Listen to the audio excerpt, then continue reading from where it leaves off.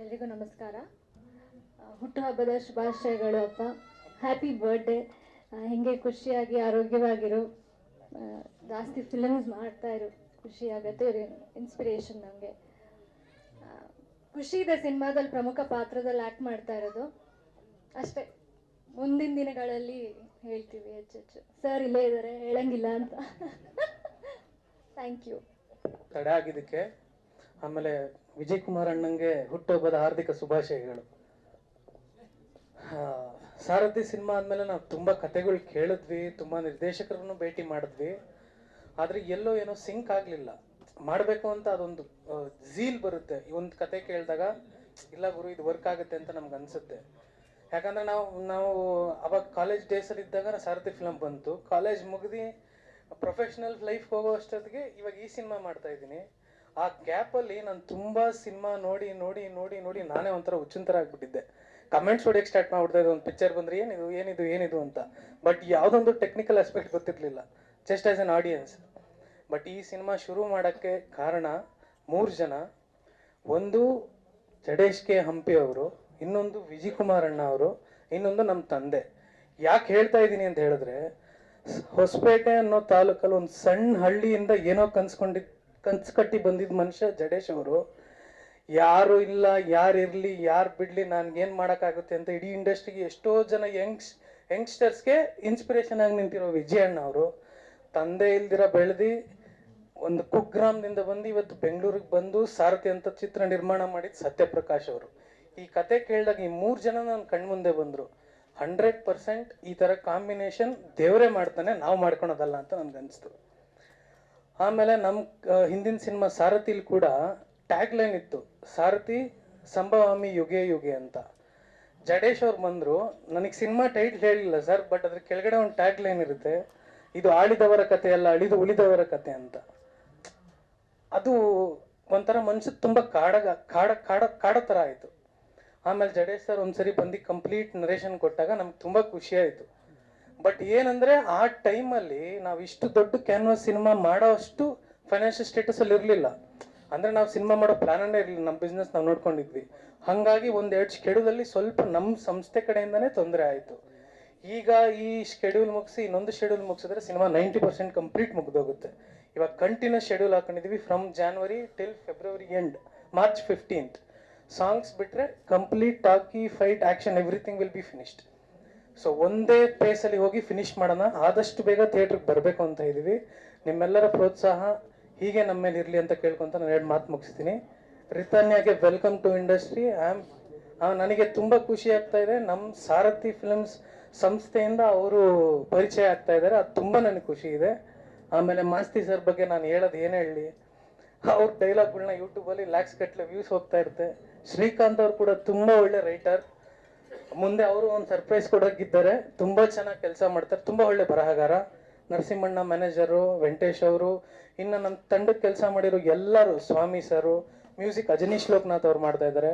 ಎಲ್ಲರ ಒಟ್ಟು ಪ್ರಯತ್ನದಿಂದ, ಆಮೇಲೆ ಎಡಿಟರ್ KM ಪ್ರಕಾಶ್, ಎಲ್ಲರ ಒಂದು ಒಟ್ಟು ಪ್ರಯತ್ನದಿಂದ ತುಂಬ ಒಳ್ಳೆ ಸಿನಿಮಾ ನಿಮ್ಗೆ ಕೊಡ್ತೀನಿ ಅಂತ ಮಾತ್ರ ನಾನು ಪ್ರಾಮಿಸ್ ಮಾಡ್ತೀನಿ. Thank you.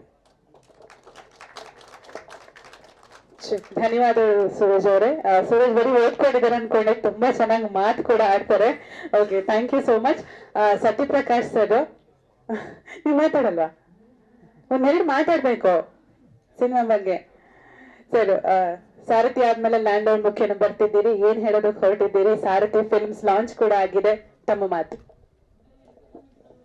ಮೊದಲನೇದಾಗಿ ವಿಜಯ್ ಸರ್ ಅವರಿಗೆ ಹುಟ್ಟುಹಬ್ಬದ ಹಾರ್ದಿಕ ಶುಭಾಶಯವನ್ನು ಕೋರುತ್ತಾ, ಬೆಂಗಳೂರಿನಿಂದ ಇಲ್ಲಿನವರೆಗೂ ಸಹ ತಾವೆಲ್ಲರೂ ಬಂದು ಈ ಒಂದು ಕಾರ್ಯಕ್ರಮವನ್ನು ಯಶಸ್ವಿಗೊಳಿಸೋದಕ್ಕೋಸ್ಕರ ಬಂದಿದ್ದೀರಿ ಅಂತ ತಮಗೆಲ್ಲರಿಗೂ ಆಭಾರಿಯಾಗಿ ತಮಗೆಲ್ಲರಿಗೂ ವಂದಿಸ್ತೇನೆ. ಪ್ರಥಮವಾಗಿ ಈಗ ತಮಗೆಲ್ಲರೂ ಗೊತ್ತಿದೆ, ಸಾರಥಿ ಆದಮೇಲೆ ನಾನು ಸುಮಾರು 13 ವರ್ಷಗಳ ಕಾಲ ಸಿನಿಮಾ ಮಾಡಕ್ಕೆ ಹೋಗಲಿಲ್ಲ. ಕಾರಣ, ಆಕಸ್ಮಿಕವಾಗಿ ಬಂದೆ ಸಿನಿಮಾಕ್ಕೆ. ನಿಜವಾಗ್ಲೂ ನಾನು ಸಿನಿಮಾ ಮಾಡಬೇಕು ಅಂತ ಸಾರಥಿ ಬಂದಿರಲಿಲ್ಲ, ಆಕಸ್ಮಿಕವಾಗಿ ಬಂದೆ. ಅದೇನು ಅದೃಷ್ಟನೋ ಏನೋ ಅಥವಾ ಗೊತ್ತಿಲ್ಲ, ಆ ಒಂದು ಸಿನಿಮಾನ ಪ್ರೇಕ್ಷಕ ಮಹಾಜನರು ಗೆದ್ಸಿದ್ರು. ತಮ್ಮೆಲ್ಲರೂ ಸಹಕಾರ ಕೂಡ ಇತ್ತು. ಅವತ್ತಿನ್ನ ಹೊಸದಾಗಿ ಮಾಧ್ಯಮಗಳು, ಮೀಡಿಯಾ ಚಾನೆಲ್ಗಳು ಇನ್ನು ಹೊಸದಾಗಿ 2-3 ಚಾನೆಲ್ಗಳು ಬಂದಿದ್ದು. ಏನಾದ್ರೂ ನಾವು ಹೋಗ್ಬೇಕಾದ್ರೆ ಬರಹ ಪತ್ರಿಕೆಗಳ ಮುಖೇನನೇ ಹೋಗ್ಬೇಕಿತ್ತು.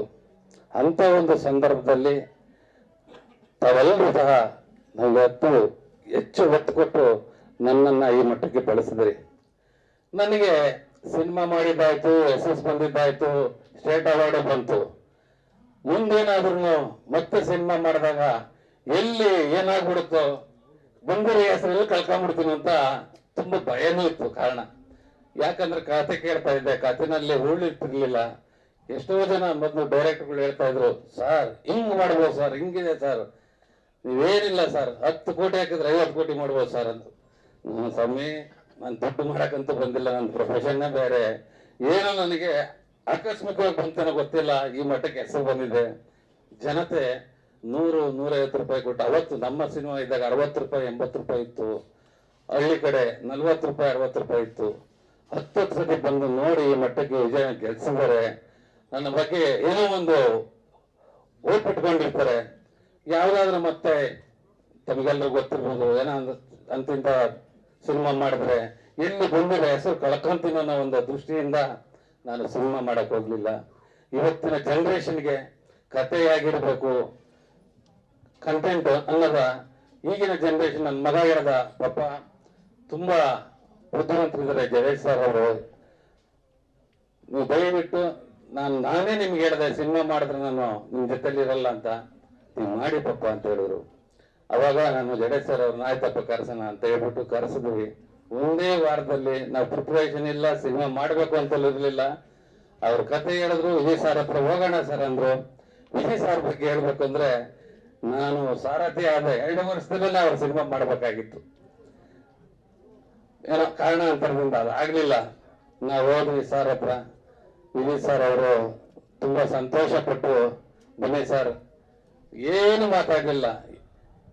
ಎಲ್ಲರೂ ಹೇಳ್ತಾರೆ, ಯಾವ ರೆಮ್ಯುನರೇಷನ್ ಬಗ್ಗೆನೂ ಮಾತಾಡಿಲ್ಲ, ಏನು ಮಾತಾಡಿಲ್ಲ. ಸಿನಿಮಾ ನೀವು ಮಾಡ್ತೀರಾ ಸರ್, ಹೇಳಿ ಸರ್ ಅಂತ ಹೇಳಿ ತುಂಬಾ ಖುಷಿ ಆಯ್ತು. ಇವತ್ತು ಮೊನ್ನೆ ಒಂದ್ ದಿವಸ ನಾವು ಇನ್ನ ಸೆಟ್ ಅಲ್ಲಿ ಜೂನಿಯರ್ ಸಹ ಬಂದಿರಲಿಲ್ಲ. 7 ಗಂಟೆಗೆ ಸರ್ ಬಂದು, ಎಲ್ಲಿ ಜಡೇಶ್ ಅಂತ ಹೇಳಿ, ನನಗೆ ಎಷ್ಟು ಖುಷಿ ಆಗುತ್ತಂದ್ರೆ, ಒಬ್ಬ ನಿರ್ಮಾಪಕ ಬಂಡವಾಳ ಹಾಕ್ತಾನೆ, ಅವರಿಗೆ ತೊಂದರೆ ಆಗಬಾರ್ದು ಅನ್ನೋದ ಒಂದು ದೃಷ್ಟಿನ ಇಟ್ಕೊಂಡು ಇವತ್ತು ಈ ಸಿನಿಮಾನ ಮಾಡ್ತಾ ಇದ್ದೀವಿ.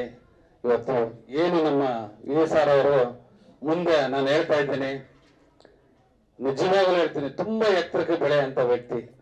ಕಾರಣ ಒಂದು ಟೇಕಲ್ಲಿ ಏನಾದ್ರು ಒಂದು ಸ್ವಲ್ಪ ಕಡಿಮೆ ಬಂದ್ರು ಸಹ ಅವರು, ಜಡೇಶ್ ಇನ್ನೊಂದು ಶರ್ಟ್ ಮಾಡ್ಬೇಡ, ಇನ್ನೊಂದು ತಗೋಣ ಅಂತ ಹೇಳಿ ಅದನ್ನ ಯಾರೇ ಆಗಿರ್ಲಿ, ಬಿಡೋ ನಾನು ಮಾಡಿದ್ದೀನಿ ಅಂತ ಏನಾದ್ರು ಡೈರೆಕ್ಟರ್ ಕೇಳಿದಾಗ ಕೆಲವ್ರು ನೋಡಿದಿರಲ್ಲ ಹೇಳ್ತಾರೆ.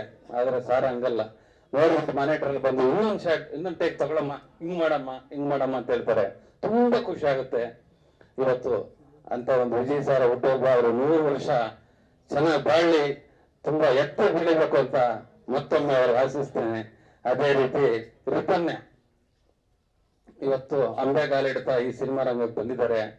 ಇವತ್ತು ಅವ್ರ ತಂದೆ ಡೆಡಿಕೇಶನ್. ಯಾರೇ ಒಬ್ರು ಎತ್ತರಕ್ಕೆ ಬರೋದು ಹೀರೋ ಆದ ನಂತರ ಸಡನ್ ನನ್ನ ಮಗಳನ್ನ ಹೀರೋಯಿನ್ನೇ ಮಾಡಬೇಕು ಅಂತ ಬಯಸ್ತಾರೆ. ಅದ್ರಲ್ಲಿ ಇದರಲ್ಲಿ ಹೀರೋಯಿನ್ನೇ ಆದ್ರೂ ಸೆಕೆಂಡ್ ಹೀರೋಯಿನ್. ಇವತ್ತು ಆದ್ರೂ ಪರವಾಗಿಲ್ಲ, ಒಂದು ಇಬ್ಬರಲ್ಲಿ ಡೆಡಿಕೇಶನ್ ಆಗ್ಲಿ ಅಂತ ಹೇಳ್ಬಿಟ್ಟು ಒಪ್ಕೊಂಡು ಮಾಡ್ತಿದ್ದಾರೆ. ಅದ್ರ ತಕ್ಕಂತೆ ಅವರು ಸಹ ಎಫರ್ಟ್ ಆಗ್ತಾ ಇದ್ದಾರೆ, ಮಾಡ್ತಾ ಇದ್ದಾರೆ. ಇನ್ನು ಜಡೇಶ್ ಬಗ್ಗೆ ತಮ್ಗೆಲ್ರಿಗೂ ಗೊತ್ತು, ನೀವು ಅವ್ರನ್ನೇ ಕೆಣಕ್ತಾ ಇರ್ತೀರಾ. ಅವರ ಕಂಟೆಂಟ್ ಆಗಿರ್ತದೆ ಹಳ್ಳಿ ಸೊಗಡು, ತುಂಬಾ ತುಂಬಾ ವಿಚಾರವಂತ, ಬುದ್ಧಿವಂತ, ಹೇಳ್ತಾರೆ. ಗಾತ್ರ ಚಿಕ್ಕದಾದ್ರು ಕೀರ್ತಿ ದೊಡ್ಡದು ಅಂತ. ನೋಡಕ್ ಕೂಡಾಗಿದ್ರು ಅವರ ಒಂದು ಬುದ್ಧಿ ಇದೆಯಲ್ಲ, ತುಂಬಾ ವೆರಿ ವೆರಿ ಟ್ಯಾಲೆಂಟೆಡ್ ಮನುಷ್ಯ. ನಿಜವಾಗ್ಲು ಆ ಮನುಷ್ಯ ಇವತ್ತು ಏನೆಲ್ಲ ಹೇಳ್ತಾರೆ ಪ್ಯಾನ್ ಇಂಡಿಯಾ ಅಂತ, ವರ್ಲ್ಡ್ ಇಂಡಿಯಾ ಆಗ ಮಟ್ಟಕ್ಕೆ ಆ ಮನುಷ್ಯ ಬೆಳಿತಾರೆ ಅಂತ ಈ ಸಂದರ್ಭದಲ್ಲಿ ತಮ್ಮೆಲ್ಲರ ಮುಖೇನ ಹೇಳಕ್ ಸಹ ಬಯಸ್ತೀನಿ. ಅದೇ ರೀತಿ ಮಾಸ್ತಿ ನನ್ನ ಗೆಳೆಯ, ನಮ್ಮ ಏರಿಯಾದಲ್ಲಿ ನಾವಿಬ್ರು ಒಂದೇ ಕಡೆ ವಾಸ, ಮಹಾಲಕ್ಷ್ಮಿ ಹೋಟೆಲ್ ಅವ್ರಿರೋದನ್ನು ಅಲ್ಲ ಒಂದೇ ಏರಿಯಾದಲ್ಲಿ. ತಮ್ಗೆಲ್ರಿಗೂ ಗೊತ್ತಿದೆ ಅವ್ರ ಬಗ್ಗೆ ನಾನು ಏನ್ ಹೇಳಕ್ ಹೋಗಿಲ್ಲ. ಅವ್ರಿಬ್ರು ಅಂದ್ರೆ ಸಿನಿಮಾದಲ್ಲಿ ಆ ಕತೆ ಯಾವ ರೀತಿ ಹೋಗ್ತದೆ ಅಂತ ಆ ಡೈಲಾಗ್ಗಳು ಕೇಳ್ತಾ ಇದ್ರೆ ಯೂತ್ಸ್ಗೆ ಒಂದು ಇನ್ಸ್ಪಿರೇಷನ್ ಇರ್ತದೆ. ಅಂತ ಒಬ್ಬ ಡೈಲಾಗ್ ರೈಟರು.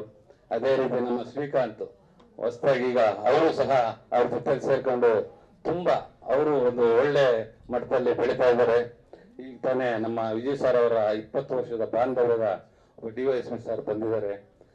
ನೋಡಿ, ಒಬ್ಬ ಅಧಿಕಾರಿ ಆದ್ರೂ ಒಬ್ಬ ಸ್ನೇಹಿತ ಹುಟ್ಟು ಹಬ್ಬಕ್ಕೋಸ್ಕರ ರಜಾ 3 ಅವರ್ ಆಗ್ಲಿ ನಾನು ಹೋಗ್ಬೇಕು ಸರ್, ನಾನು ವಿಜಯ್ ಸರ್ ವಿಶ್ ಮಾಡ್ಬೇಕು ಅಂತ ಬಂದಂತ ವ್ಯಕ್ತಿ ಇವತ್ತು ನಮ್ಮೊಂದಿಗಿದ್ದಾರೆ. ತುಂಬಾ ಖುಷಿ ಆಯ್ತು ಸರ್ ತಮ್ಮ ನೋಡಿ. ಅದೇ ರೀತಿ ನರಸಿಂಹ ಅವರು ಇವತ್ತು ದೊಡ್ಡ ದೊಡ್ಡ ಪ್ರೊಡಕ್ಷನ್ ಅಲ್ಲಿ, ರಾಕ್ಲೈನ್ ಪ್ರೊಡಕ್ಷನ್ ಅಲ್ಲಿ ಎಲ್ಲ ಕಡೆ ಕೆಲಸ ಮಾಡಿದಂತ ವ್ಯಕ್ತಿ, ತುಂಬಾ ಅನುಭವಸ್ಥ ವ್ಯಕ್ತಿ. ಅವರು ಸಹ ನಮ್ಮ ಇದರಲ್ಲಿದ್ದಾರೆ. ತಮಗೆಲ್ಲರಿಗೂ ಅಜನೀಶ್ ಲೋಕನಾಥ್ ಅವ್ರ ಬಗ್ಗೆ ಗೊತ್ತೇ ಇದೆ. ಮತ್ತೆ KM ಪ್ರಕಾಶ್ ನಮ್ಮ ಸಾರಥ್ಯನಲ್ಲೂ ಸಹ ಮಾಡಿದ್ರು. ಸ್ವಾಮಿ ಅವರು ಕ್ಯಾಮ್ರಾಮ್ಯಾನು, ಈಗಾಗಲೇ ಅವರು ಹಿಂದಿನಲ್ಲೂ ಸಹ ಮಾಡ್ತಾರೆ, ತೆಲುಗಿನಲ್ಲೂ ಮಾಡ್ತಾ ಇದ್ದಾರೆ. ಇನ್ನು ಹೆಚ್ಚಿನ ಅವಕಾಶಗಳು ಸಹ ಅವರು ಇದೆ. ಈ ನಮ್ಮ ಒಂದು ಸಿನಿಮಾ ಮುಗಿಸಿದ ಮೇಲೆ ಅವರು ಜಾಕೀರ್ ಶರೀಫ್ನವರು ಸಿನಿಮಾ ಕೂಡ ಮಾಡ್ತಾ ಇದ್ದಾರೆ, ಈ ಟೈಗರ್ ಶರೀಫ್ ಅವ್ರದ್ದು. ಇನ್ನು ನನ್ನ ಮಗನ ಬಗ್ಗೆ ನಾನೇನು ಹೇಳೋಂಥ ಅವಶ್ಯಕತೆ ನನಗಿಲ್ಲ. ನಿಜವಾಗ್ಲೂ ಹೇಳ್ತೀನಿ, ತಂದೆಯಾಗಿ ಇಂಥ ಅದು ಹೇಳೋದಕ್ಕೆ ಇದಾಗುತ್ತೆ. ನಿಜವಾಗ್ಲೂ ತುಂಬಾ ಸಂತೋಷ. ಇನ್ನ ನಂದೇನು ಹೇಳೋದಕ್ಕೆ ಹೆಚ್ಚು ಬರೋದಿಲ್ಲ.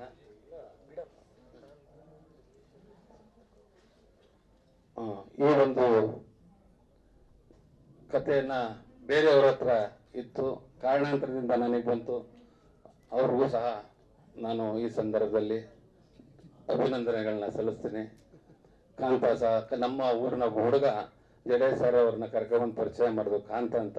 ಅವನು ಬೆಳೀತಾ ಇದ್ದಾನೆ, ಅವ್ರಿಗೂ ಒಳ್ಳೇದಾಗ್ಲಿ. ಇನ್ನೆಲ್ಲರಿಗೂ ಸಹ ನಾನು ಮೊದಲನೇದಾಗಿ ಪ್ರೇಕ್ಷಕರಿಗೆ ತಮ್ಮ ಮುಖೇನ ಹೇಳಕ್ಕೆ ಇಷ್ಟಪಡ್ತೀನಿ.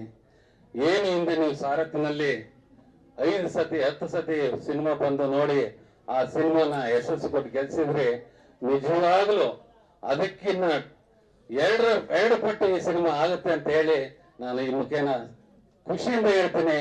ಈ ಸಿನಿಮಾ ಯಾವುದೇ ರೀತಿನಲ್ಲಿ ಧಕ್ಕೆ ಬರದಂಗೆ, ಚ್ಯುತಿ ಬರದಂಗೆ ಕನ್ನಡದಲ್ಲಿ ಏನಪ್ಪ ಇಂಥ ಸಿನಿಮಾ ಮಾಡೋರಿದಾರ ಅನ್ನೋ ಒಂದು ಮಟ್ಟಕ್ಕೆ ನಾನು, ಬೇರೆ ಹೇಳ್ತಾರೆ ಅಷ್ಟು ಕೋಟಿ ಇಷ್ಟು ಕೋಟಿ ಪ್ಯಾನ್ ಇಂಡಿಯಾ ಅಂತ. ನಾನೇನಿದ್ರು ನಮ್ಮ ಡೈರೆಕ್ಟರ್ಗೆ ಹೇಳೋದು, ಸರ್ ನೀವೇನ್ ಮಾಡ್ತೀರ ನನ್ನ ಅಡಚಣೆ ಇಲ್ಲ, ನಾನು ಅಡ್ಡಿಪಡಿಸಲ್ಲ. ನೀವೇನ್ ಮಾಡಿದ್ರು 1 ರೂಪಾಯಿ ಪೋಲಾಗಬಾರ್ದು, ಆದ್ರೆ ಸ್ಕ್ರೀನ್ ಮೇಲೆ ಕಾಣಬೇಕು. ಬರೋಂಥ ಪ್ರೇಕ್ಷಕ 2.25 ಗಂಟೆ 2.5 ಗಂಟೆ ಏನ್ ಬಂದು ನಾನು ದುಡ್ಡು ಕೊಟ್ಟು ಬಂದೆ, ತುಂಬಾ ಬರ್ತಿದ್ಯಮ್ಮ ಅಂತ ಅನ್ಕೊಂಡು ಸಂತೋಷ ಥಿಯೇಟ್ರಿಂದ ಹೋಗ್ಬೇಕು ಅನ್ನೋದು ಒಂದೇ ಒಂದು ದೃಷ್ಟಿ ಹೇಳ್ತಾ, ಇನ್ನ ತಮಗೂ ಲೇಟ್ ಆಯ್ತು. ಈಗ ನಾನು ವಿಜಯ್ ಸರ್ ಅವರಿಗೆ ಮತ್ತೊಮ್ಮೆ, ವ್ಯಕ್ತಿ ಇವತ್ತು ಯಾವುದೋ ಒಂದು ವ್ಯಕ್ತಿನ ನಾವು ಗುರುತಿಸ್ಬೇಕಾದ್ರೆ ಹೇಳ್ತಾರೆ, ರೂಪ ಮುಖ್ಯ ಅಲ್ಲ, ಅವರ ಗುಣ, ಅವರ ನಡತೆ. ನಿಜವಾಗ್ಲೂ ನನಗೆ ತುಂಬಾ ಇಷ್ಟ ಆಯ್ತು. ಒಬ್ಬ ಪ್ರೊಡ್ಯೂಸರು ಕಷ್ಟಪಡ್ತಾನೆ, ದುಡ್ಡು ಹಾಕ್ತಾನೆ, ಎಲ್ಲಿಂದ ತರ್ತಾನೆ ಗೊತ್ತಿಲ್ಲ, ಅವನಿಗೆ ಧಕ್ಕೆ ಆಗ್ಬಾರ್ದು ಅನ್ನೋ ರೀತಿನಲ್ಲಿ ಇವತ್ತು ನಮ್ಮ ಸಾರಥಿ ಬ್ಯಾನರ್ ಅಲ್ಲಿ ನನಗೆ ತುಂಬಾ ಹೆಮ್ಮೆ ಇದೆ. ಇನ್ನು ಮುಂದೆ ನಾವು ಅವ್ರ ಜೊತೆಯಲ್ಲಿ ಎಷ್ಟು ವರ್ಷ ಬಾಂಧವ್ಯ ಇರ್ತದೋ ದೇವ್ರಿಗೆ ಗೊತ್ತು. ನನಗಂತೂ ಅವ್ರ ಬಗ್ಗೆ ಬಹಳ ಹೆಮ್ಮೆಯಿಂದ 100 ವರ್ಷ ಸುಖವಾಗಿ ಬಾಳಲಿ, ಇನ್ನು ಎತ್ತಕ್ಕೆ ಬೆಳಿಲ್ಲ ಅಂತ ಹೇಳಿ ಈ ಸಂದರ್ಭದಲ್ಲಿ ಆಶಿಸಿ ನನ್ನ ಮಾತನ್ನ ಮುಗಿಸ್ತೀನಿ. ಜೈ ಹಿಂದ್.